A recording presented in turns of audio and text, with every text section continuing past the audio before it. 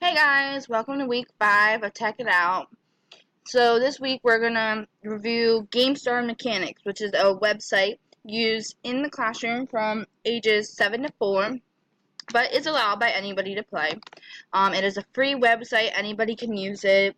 It uses 21st century skills such as problem solving, creativity, collaboration to play games and create games and learn how to design video games, clearly in the description. The way they do that is they use the scaffolding process where they start off low and they start off with the basics and they continue to build off of those basics to create more games and show you how to play the games. They use a drag drop coding method that allows you to pick things up and move them around. You can join the community by publishing the games that you do create if you decide to become a designer and not just a player.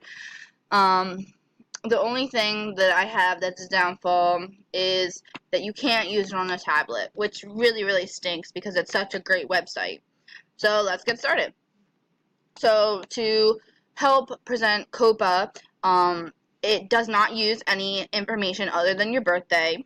So all you have to do is put a username, password, and you can create an account. But I have already created an account on here. So we're going to log right into that. Although I do already have an account, I would say that if you have a student who is younger than the age of 13, I would advise parent permission, even though it does not use email or any other identification systems. It does have, as you can see, I did not use the email to set up my account. So for the privacy of the video games, it is for ages 7 through 4, but it is allowed for everyone, so there is other people of all ages playing. There is communication in it, but it's only through Game Alley, which is where everyone posts up the games that they have created, and the only communication that is allowed is all monitored, and it's mostly just reviews. So you're reviewing the games, you're allowed to click on the game and then review the game. So over here is your review. So you would rate it, put a difficulty, and then write down, and then submit it. And there is no personal info and no live chats during this either. It includes monitoring for teachers and parents for their kids, and games are produced with a URL, which is right down here, so you can embed it and link it. So you start out with the game, and you get to be questing, which is what I have done so far. So I've gone through almost half of the game, and through the half of the game, I have earned different sprites and backgrounds and a little other stuff along the way. So each level that I play, each level that I play, so I would click in here, and it goes through this little comic. Ta-da! And then after the comic is over, we have these little mini missions, and we would play the mini missions to earn sprites or backgrounds or anything that can help us to build our own gaming systems. So as this, you would play it, and you go through what it has to offer, the perspective, the goals, and so forth. So you use all this to play the level. You go through the level like ever so, and you make sure you collect everything that you're supposed to collect.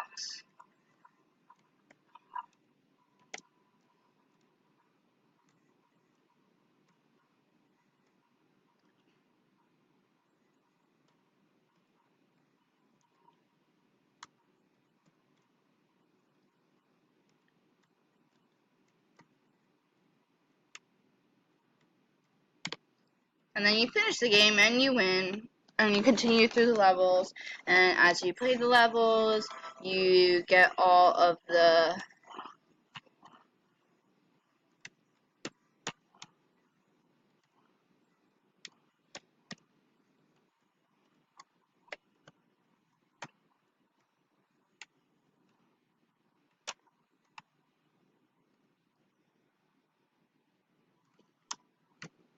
ooh, ooh, and so forth. I'm not very good at some of them, and sometimes I accuse myself of rage quitting, so, which is very, very bad. But you can play the games, and they help you problem solve, and then help you later on to go to the workshop where you can create your own, as I have done right here. You can use these methods for in the classroom, such as creating a lesson in game form. It helps educate the students on digital media literacy. It helps the students problem solve. It encourages creativity and collaboration, and it is a motivation for STEM. So as you can see, I've earned all these little gadgets over here, and I have my game that I've created, which I have already placed all the stuff into. And once you create your game, you play it, and you gain everything from it. And once you succeed in your game, you can use your game to, so you use your game, and the only way you can publish your game is if, and only if, you pass the game. So you have to go through the whole little shebang to be able to pass it. And then, once you've acquired everything and you pass the game, you're allowed to play it.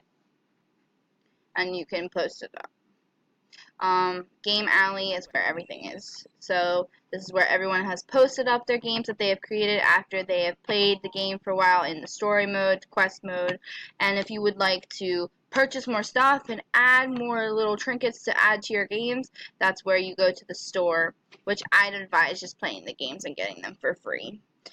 For parents that are concerned about what it is or have questions, they have a whole entire page for you to go and assess themselves. So they have, what is GameStar Mechanic, who is it for, how can I gauge my child, and so forth. From the IPSY standards for students, this game and website empowers the learner by taking an active role and choosing and achieving and demonstrating. So they take that role of a player and they go forth with it, allowing them to reach goals and are informed by how they learn. It lets them have rights and responsibilities through the website and make sure that they are safe and legal and ethical. They construct their knowledge constructors, so they start off with the scaffolding process, so they start with the basic knowledge and they use that basic knowledge and so forth knowledge as they experience more and more to create other things. They become designers eventually after so long being players, which it talks about that within the game in the beginning. So right over here, you can quest, and then you workshop, and then you play your games. And right here, I have conceded so far that now I have been congratulated to accept the Pre-6 lane of mechanics. So this goes on to say that this game and website does alert and have a lot of the IPSY standards, which is great.